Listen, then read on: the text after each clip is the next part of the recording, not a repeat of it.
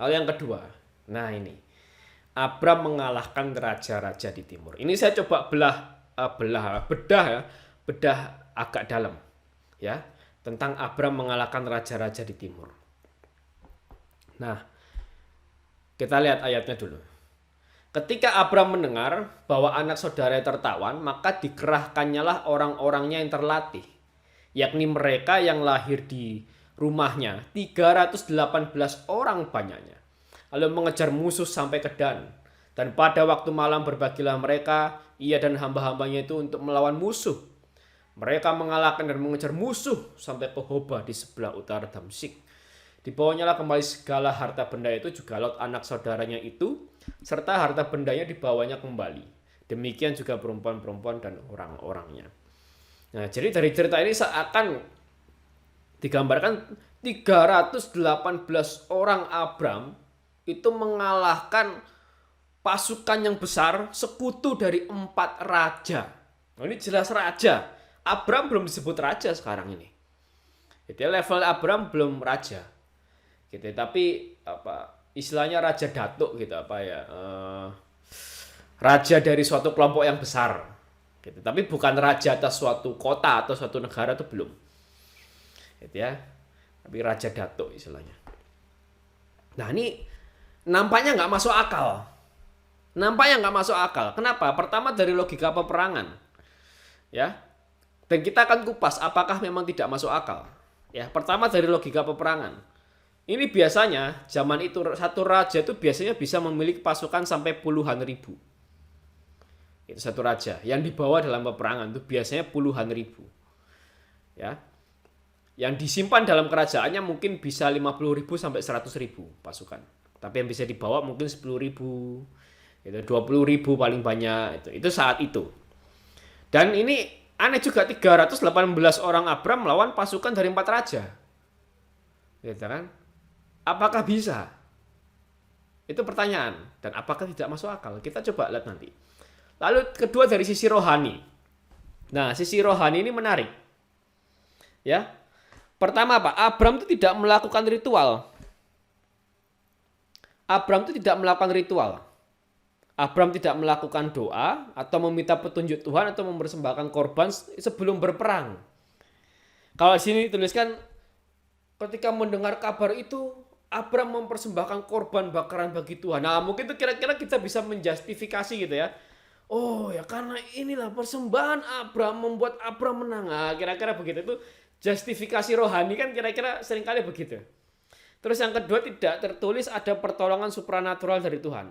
Tidak tertulis apakah Tuhan itu memberikan malaikatnya. Misal ya, Tuhan mengutus malaikatnya untuk membinasakan sekutu 4 raja itu.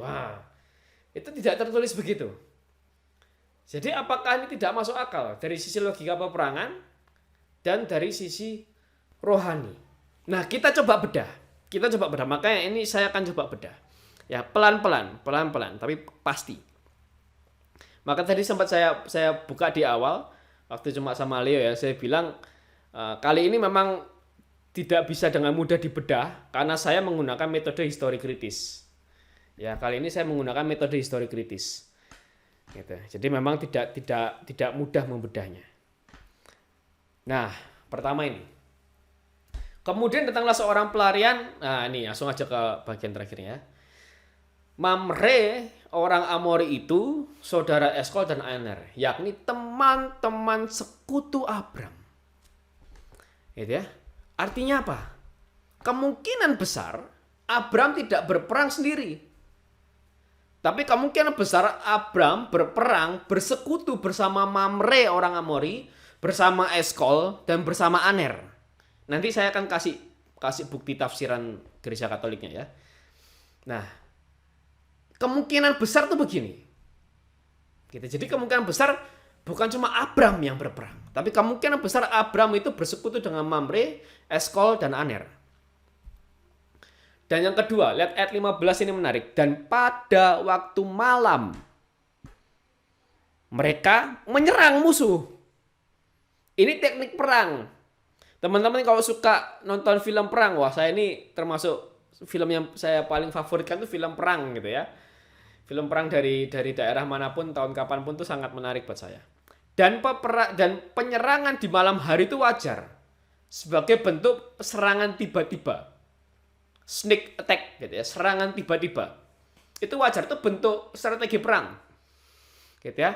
Dan dengan dia menyerang di waktu malam, ada dua kemungkinan kenapa orang itu melakukan serangan tiba-tiba di waktu malam. Karena kemungkinan pertama, di waktu malam lah orang istirahat. Nah, kemungkinan kedua, di waktu malam lah orang biasanya berpesta dan bermabuk-mabukan. Jadi waktu malam itu waktu yang tepat untuk melakukan penyerangan tiba-tiba. Ini strategi perang ya. Ini seni berperang, the art of war. Ya. Jadi serangan tiba-tiba. Nah, itu makanya kenapa dipilih waktu malam.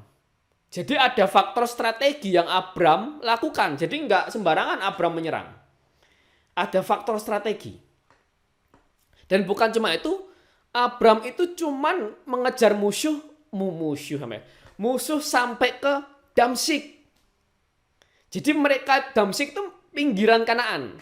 Jadi Abram itu cuman ngusir mereka dari Kanaan. Karena kalau Abram ngejar mereka sampai ke Sinear, udah hampir pasti kalah Abram. Secara strategi perang hampir pasti kalah. Itu karena di Sinear sana disimpan banyak pasukan, di Elam sana disimpan banyak sekali pasukan.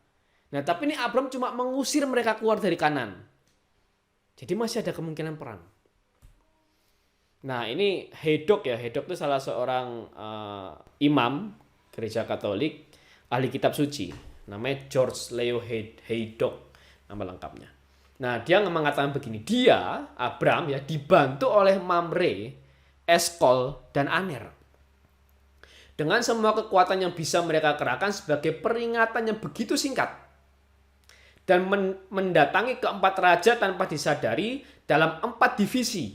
Dengan mudah membuat mereka bingung, sementara mereka sibuk menjarah kota-kota dan mengejar mereka ke Dan.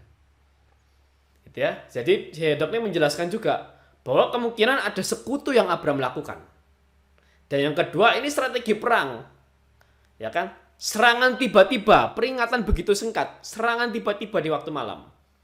Kan tadi saya jelaskan, kemungkinan waktu malam tuh mereka sedang tidur atau mereka sedang mabuk-mabukan, lagi pesta, atau sedang menjarah ini kok kata Hedok. Gitu ya. Jadi poin pertama kita bisa pelajari apa? Ini dari logika peperangan ya. Bahwa Abram itu melakukan sekutu. Dan yang kedua, Abram melakukan serangan tiba-tiba. Itu logika peperangan. Ini dari segi logika peperangan. Nah, lalu kita bahas 318 ini maka apa? Ya, tadi saya bilang dengan 318 ini orangnya Abram. Orang-orangnya Abram. Belum ditambah dengan orangnya Mamre, belum ditambah dengan orangnya Eskol, dan belum ditambah dengan orangnya Aner. Maka kira-kira kalau Abram, Mamre, Eskol, dan Aner itu masing-masing punya 300 pasukan, kira-kira kok dikumpulkan sekutu ini sekitar 1.200 pasukan. Nah, maka dan kalau raja-raja dari timur itu masing-masing ini saya kalkulasi kasar ya, bukan kalkulasi yang memang detail dan presisi gitu ya, enggak ya, ini kalkulasi kasar. Dan kalau kira-kira raja-raja dari timur itu membawa masing-masing itu 10.000 pasukan, maka kalau di total 40.000 pasukan. Maka di sini perbandingannya 1.200 pasukan melawan 40.000 pasukan. Perbandingannya 1:33. Ini memang angka yang besar nih. Bukan angka kecil nih 1:33. 1:10 saja itu udah besar sekali. Ini 1:33. Tapi ternyata di zaman dulu peperangan dengan jumlah yang sangat jomplang ini bukan satu-satunya yang Abram lakukan. Ini ada 2 contoh peperangan ya yang cukup terkenal dengan perbandingan jumlah pasukan yang jomplang. Pertama, Battle of Red Cliff, peperangan Red Cliff. Nah, ini kalau teman-teman yang suka sejarah China, ini terjadi ketika masa kehancuran dinasti Han sekitar tahun 200 Masehi. Sekitar tahun 200 Masehi. Ini perang antara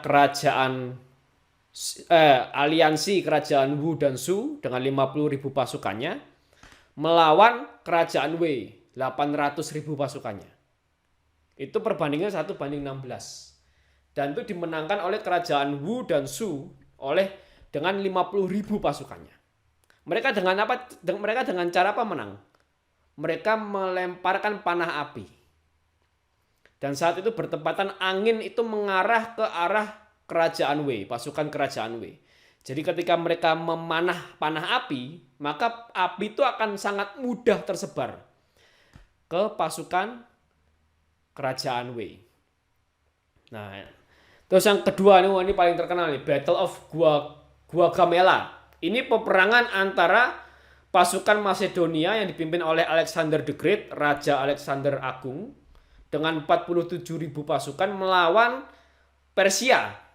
Persia dipimpin oleh Raja Darius ketiga dengan 1 juta pasukan. Ini perbandingannya 1:21. Gitu ya. Dan dimenangkan oleh pasukan Macedonia 47.000. Kunci kemenangan mereka apa? Kunci kemenangan mereka adalah senjata yang dipakai oleh pasukan Macedonia, yaitu phalanx. Phalanx atau phalanx. Saya mungkin salah menyebutkannya. Phalanx itu senjata yang dipakai oleh pasukan Macedonia, dan itu ternyata dapat mengalahkan banyak pasukan immortal dari Persia. Tapi memang jumlah ini masih jauh dari jumlahnya Abram, 1:33. Tapi saya mau bilang adalah bahwa masih mungkin Abram untuk menang. Masih ada kemungkinan Abram itu menang melawan raja-raja di timur. Ya. Nah, lalu ini. Nah, ini poin. Lalu ini kita baca ayat 14 ya. Ini juga poin penting nih. Ketika Abram mendengar bahwa anak saudaranya tertawan, maka dikerahkannyalah orang-orangnya yang terlatih, yakni mereka yang lahir di rumahnya. 318 orang banyaknya, lalu mengejar musuh sampai ke Dan. Nah, ini penting nih. Nah, ini penting nih. Gitu ya. Kenapa saya bilang penting? Nah, ini orang terlatih. Artinya apa? Mereka memang terbiasa perang, ahli perang. Mereka memang pasukan. Gitu loh. Jadi bukan gembala disuruh perang gitu, enggak. Orang terlatih ini. Salah satu gembala Abram disuruh perang, enggak. Tapi ini memang pasukannya Abram, orang terlatih. Yang kedua, orang kepercayaan. Nah, ini penting. Bahwa dia bisa dipercaya, artinya dia bisa bekerja sama. Dalam peperangan, kerjasama ini sangat penting. Gitu ya, untuk menentukan keberhasilan strategi perang atau tidak. Nah, yang ketiga ini orang yang loyal. Karena apa? Lahir dari rumahnya. Artinya apa? Dia rela mati demi Abram. Dan mentalitas loyal ini penting dalam peperangan. Saya sering sekali mempelajari banyak peperangan, dan ini penting. Khususnya ketika mereka kalah jumlah, wah ini rela mati ini penting. Gitu. Karena ini bisa mengalahkan pasukan yang begitu besar hanya dengan mentalitas loyal, mentalitas rela mati. Ya. Nah, jadi dari logika peperangan ini masih ada kemungkinan Abram untuk menang. Pertama, Abram berperang bersama sekutunya, Mamre, Eskol, dan Aner. Yang kedua, Abram menggunakan strategi perang, yaitu serangan tiba-tiba. Yang ketiga, pasukan Abram adalah orang yang terlatih, terpercaya, dan rela mati demi Abram. Jadi dari logika peperangan ada memungkinkan untuk Abram itu menang melawan raja-raja di timur. Ya. Nah, terus kita mau lihat dari sisi rohaninya, ya. Dari sisi rohani. Kira-kira apa? Kan tadi pas kita baca Abram tuh nggak berdoa. Ya kan, sebelum perang dia nggak berdoa dulu. Kalau kita baca kitab Makabe, wah itu sering sekali dituliskan bahwa sebelum Makabe berperang, Makabe berdoa, maka Makabe menang. Sekalinya Makabe nggak berdoa, dia kalah. Itu kalau kita baca kitab Makabe ya. Nanti entah kapan, berapa tahun lagi kita sampai ke kitab Makabe. Nah, ini Abram nggak begitu. Dia nggak berdoa, dia nggak minta tuntunan Tuhan, dia langsung perang. Tapi dia menang dengan kemenangan yang besar. Nah, kira-kira dari segi rohani itu kuncinya apa? Kunci kemenangan Abram itu apa? Nah, ini kita lihat. Dibawanyalah kepada kembali segala harta benda itu, juga Lot, anak-anak saudaranya itu, serta harta bendanya dibawanya kembali. Demikian juga perempuan-perempuan dan orang-orangnya. Lalu Sodom bilang, aku ngambil orang-orangnya, kamu ambil harta benda. Tapi Abraham bilang, tidak, aku nggak mau ngambil apa-apa. Tali sandalmu pun nggak mau aku ambil. Ya, benang atau tali sandal pun nggak mau diambil. Gitu ya. Artinya apa? Dari sisi rohani apa? Sikap hati Abraham itu hanya untuk menyelamatkan Lot, tanpa ingin sedikit pun mengambil keuntungan. Jadi sikap hatinya itu untuk menyelamatkan Lot. Udah, itu aja dalam pikirannya dia. Dia nggak mikir ambil keuntungan atau enggak gitu kan. Karena memang hal saat itu wajar ketika seseorang tuh menang perang, lalu mereka membagi-bagi jarahan. Itu wajar. Gitu ya. Oh, ini bagianku, ini bagianmu. Itu membagi jarahan ini wajar. Gitu ya. Nah, lalu kemudian Kejadian 13 ayat 14 sampai 15. Nah, kita review dulu ya. Di minggu lalu waktu kita baca Kejadian 13. Ini janji Tuhan ke Abraham. Ya. Kita lihat, ini janji Tuhan ke Abraham. Jadi Tuhan bilang kepada Abraham bahwa tanah Kanaan ini milikmu. Tuhan bilang begitu. Tanah Kanaan ini milikmu. Sejauh kamu memandang, gitu ya. Timur, barat, utara, selatan, ini milik keturunanmu. Kira-kira begitu. Maka apa? Sudah jadi hak dan kewajiban Abraham untuk memerangi bangsa-bangsa di tanah Kanaan. Oh, ini sudah dikasih sama Tuhan loh tanah ini. Ya kan, sah. Ya kan? Akta tanahnya itu ditandatangani langsung sama Tuhan. Ini sah punya Abraham dan keturunannya. Jadi udah jadi haknya, bahkan kewajiban Abraham untuk memerangi bangsa-bangsa tanah Kanaan. Dan kita lihat peperangannya Abraham. Abraham cuman mengejar raja-raja itu sampai kemana? Ke Hobah sebelah utara Damsyik. Dan kita lihat Damsyik itu Damaskus ya. Ini peta tadi, peta Amaru ya, zaman kuno, Kanaan kuno. Damaskus tuh emang tepinya Kanaan. Jadi pasukan Abraham itu cuma mengejar musuh sampai tepinya Kanaan. Selesai. Lepas dari Kanaan, dibiarkan mereka kembali ke negerinya. Artinya apa dari sini? Ya kan? Abraham itu pertama apa? Sudah jadi hak dan kewajiban Abraham untuk memerangi bangsa-bangsa di tanah perjanjian, yaitu Kanaan. Dan yang ketiga adalah Abraham itu berperang tidak melewati batas tanah perjanjian. Seandainya Abraham tuh ngejar sampai ke kanan terus gitu ya, sampai ke daerah Akad gitu ya, wah ini problem pasti problem di mata Tuhan pun problem. Karena apa? Dia sudah keluar dari tanah yang dijanjikan Tuhan. Itu ya. Jadi Abraham itu berperang tidak melewati batas tanah perjanjian, dia berperang. Itu ya. Dia masih di dalam batas tanah perjanjian, maka dia menang. Orang tanah itu sudah jadi miliknya Abraham. Akta tanahnya ditandatangani langsung oleh Tuhan. Ya. Jadi ini 6 hal yang menurut saya masuk akal. Entah dari segi logika peperangan, entah dari segi rohani. Ya kan? Ini Abraham berperang bersama sekutunya, Abraham menggunakan strategi perang, pasukan Abraham itu orang terlatih, terpercaya, rela mati. Dari sisi rohani, sikap hati Abraham hanya untuk menyelamatkan. Dan Abraham itu punya hak untuk dia memerangi bangsa-bangsa di tanah Kanaan. Dan Abraham berperang tidak melewati batas tanah perjanjian. Nah, dari sini kita nggak cuma bisa berhenti di sini dong. Kita perlu refleksikan peperangan Abraham dengan kehidupan kita. Lalu bagaimana kita dapat memenangkan peperangan dalam hidup kita? Bagaimana kita dapat mengalahkan raja-raja dari timur di dalam diri kita? Nggak usah ngomong tentang orang lain. Karena Paulus bilang peperanganmu bukan melawan darah dan daging, tapi peperanganmu melawan roh-roh di udara, penguasa-penguasa, penghulu-penghulu di udara, yaitu setiap roh jahat.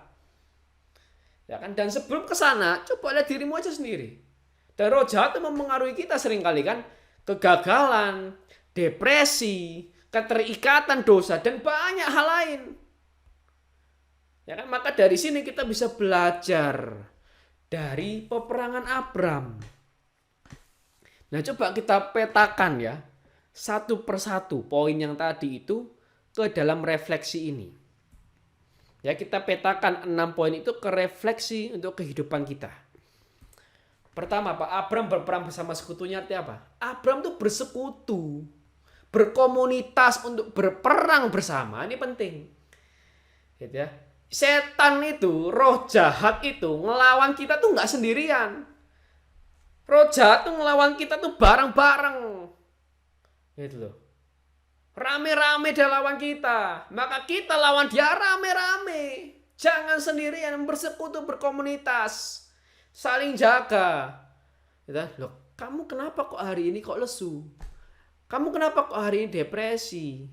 Kamu kenapa kok minggu lalu gak datang PD? Oh iya, minggu lalu aku stres menghadapi orang tuaku.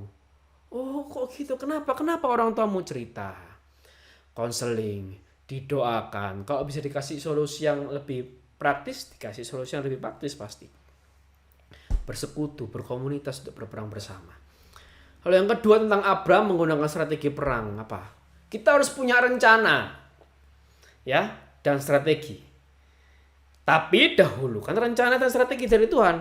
Itu dalam artian gini, saya nggak bilang teman-teman nggak usah merencanakan, nggak usah berstrategi, main hajar aja. Enggak. Tetap punya rencana, tetap punya strategi. Tapi kalau Tuhan berkehendak lain, ikuti apa yang Tuhan mau.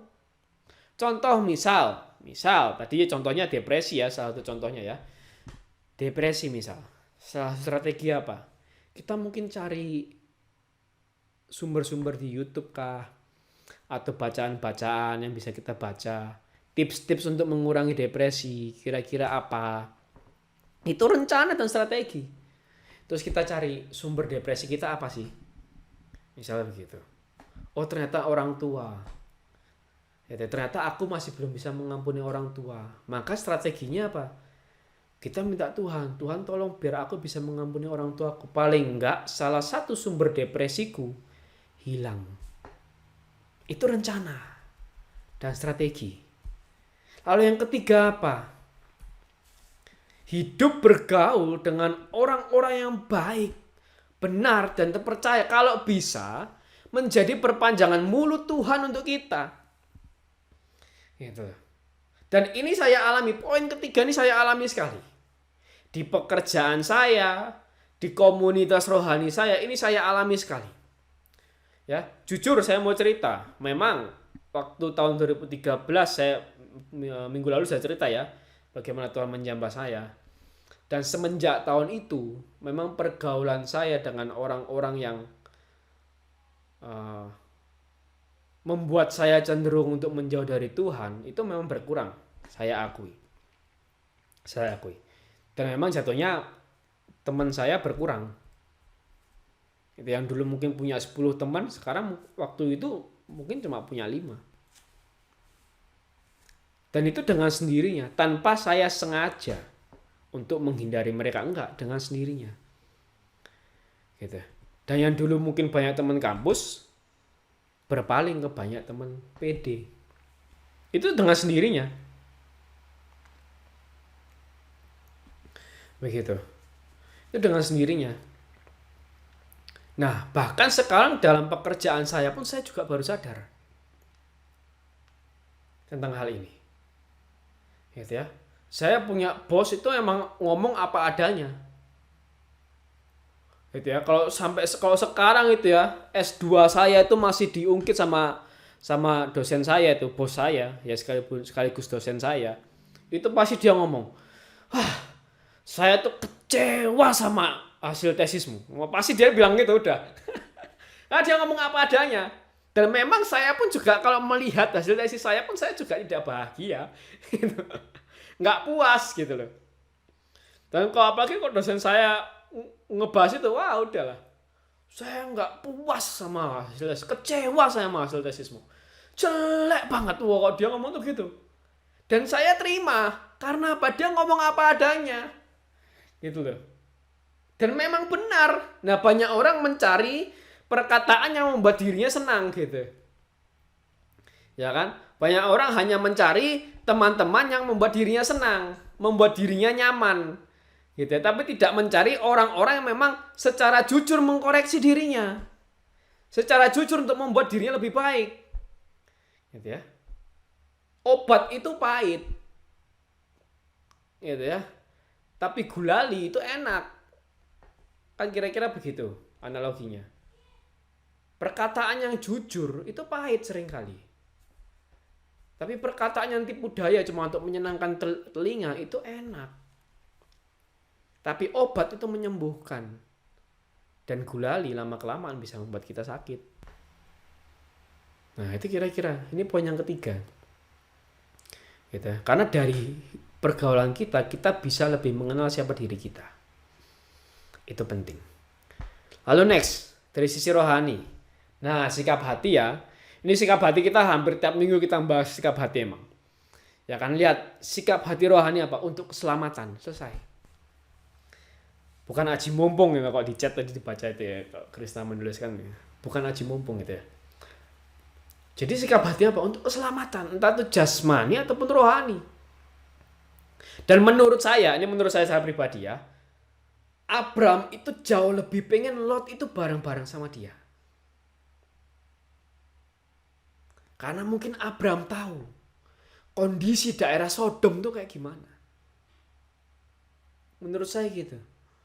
Maka nanti waktu pasal ke berapa ya, Sodom dan Gomora dihancurkan itu ya, pasal ke-19, itu Abraham kan berdoa luar biasa dia ke Tuhan.